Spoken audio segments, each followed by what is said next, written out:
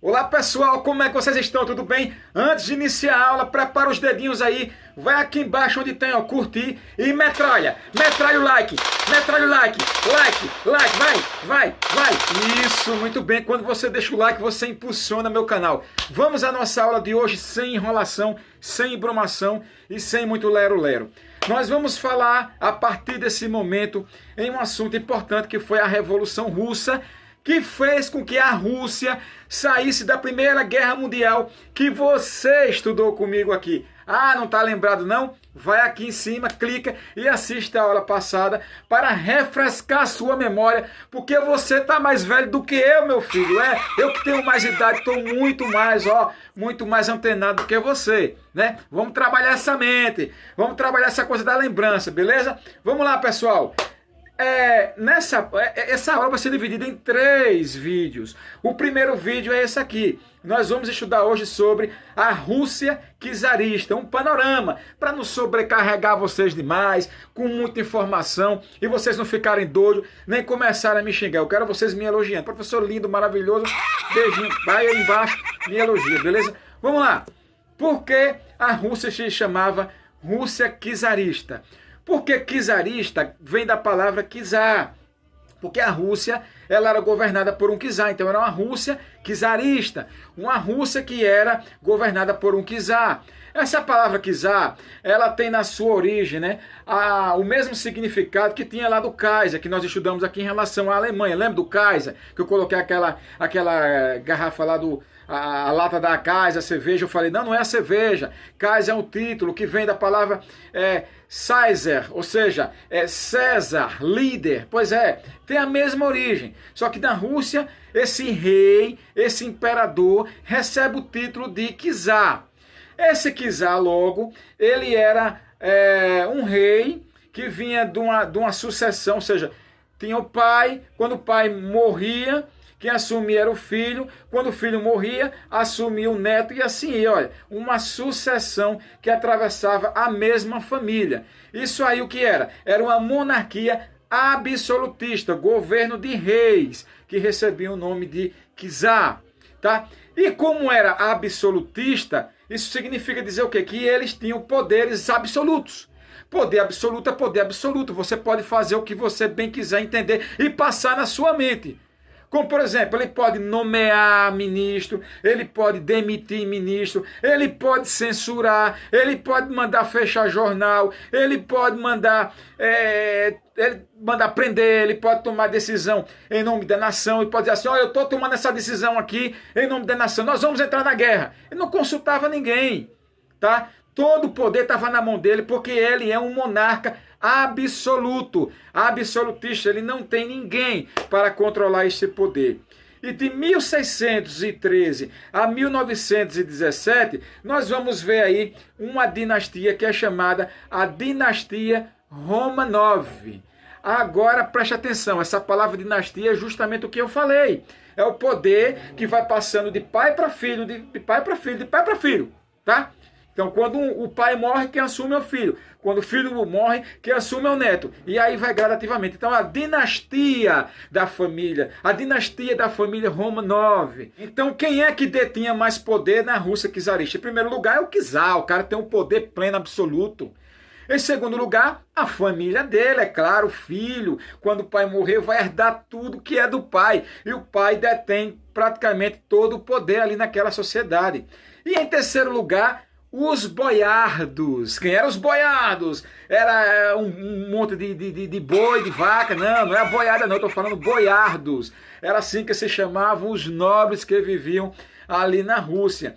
Eles é que detinham todo o poder, detinham privilégio. E olha só, eram donos da maior parte das terras que havia ali na Rússia. E vamos aqui analisar o panorama da sociedade russa, né, no final do século XIX. O Império Russo, como ele era, preste muita atenção, abre bem seus ouvidos. A Rússia era o maior país do mundo, com 22 milhões de quilômetros quadrados. E olha só, Ali na Rússia, o povo não estava unido pela língua, o povo não estava unido pelos costumes, não. Ali haviam diversos povos morando que falavam outra língua, que tinham outro costume. E você já aprendeu comigo aqui nas minhas aulas. Se você não aprendeu, vai lá assistir todas as aulas anteriores, que uma coisa que une uma nação e mantém que ajuda a unir a nação, a criar essa identidade cultural, é justamente a língua, é justamente os costumes. E a língua era diferente, os costumes eram diferentes. Então, além de ter uma língua diferente, um costume diferente, o povo também, em sua maioria, vivia no campo. É isso aí. Mas a maioria não possuía terra, eram arrendatários, tá? E como é que se chamavam esses camponeses? Mujiks. É cada palavra diferente que vai surgindo, mas não se preocupa não. Aos poucos você vai aprendendo. Volta esse vídeo, assista ele de novo, vai memorizando, vai olhando essas palavras que eu vou digitando aqui, você vai aprender rapidão. Confia em mim, cara. Beleza? Só não aprende história quem não quer comigo, beleza? E esses mujiques, eles eram explorados pelos seus senhores. Por que que eles eram explorados? Como é que eles viviam? Diferente daqueles que estavam no topo do poder, que nós falamos agora há pouco. Eles tinham que pagar altos impostos, eles sofriam constantemente de doenças e diversos males que acabava varrendo ali a Rússia.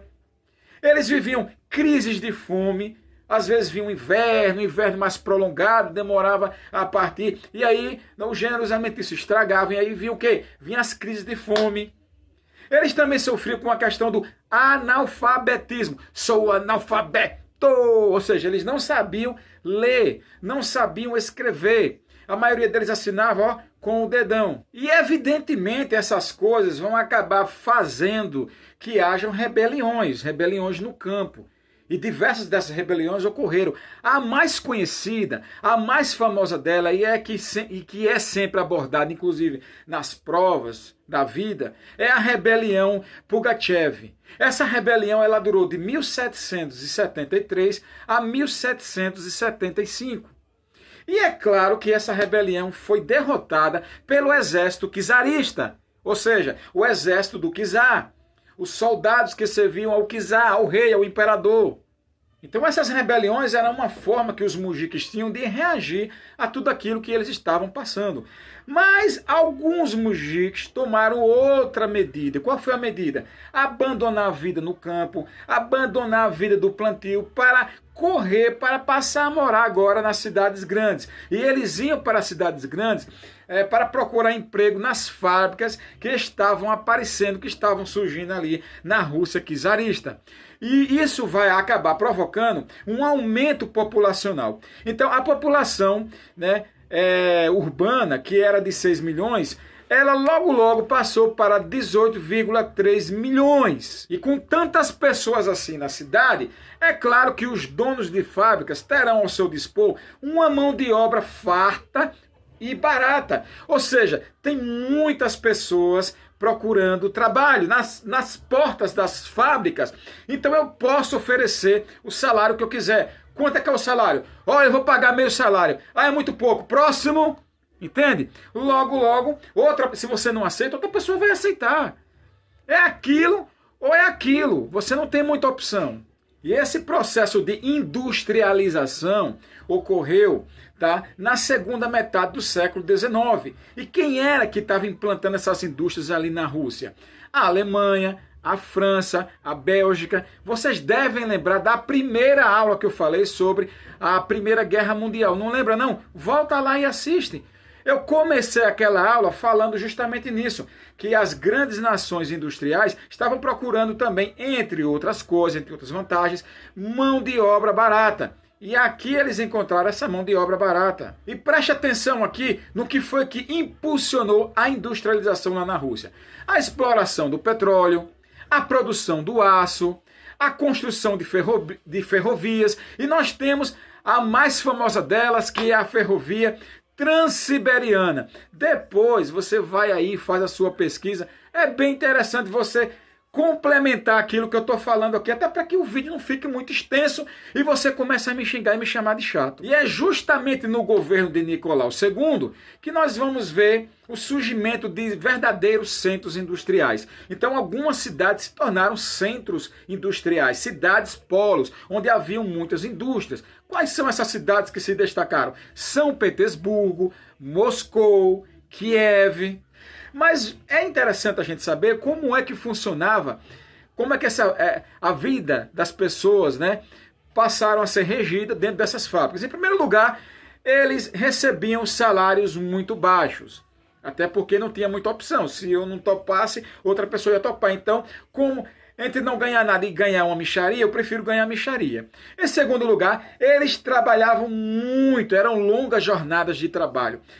Chegava até mesmo a 14 horas. Imagine só você trabalhando 14 horas em seguida. E outra coisa que havia naquela época eram os riscos de acidentes. O risco de acidente era enorme, né? As pessoas que colocavam fábrica não tinham interesse, né, nessas medidas de precaução, de cuidados com os seus funcionários. E nesse tempo, um cara chamado Karl Marx e seu amigo Engels começaram a divulgar uma nova doutrina, uma nova filosofia, que ficou conhecida como marxismo. Dentro dessa doutrina, eu quero que vocês entendam, porque é importante para nós entendermos o que aconteceu na Rússia naquele período.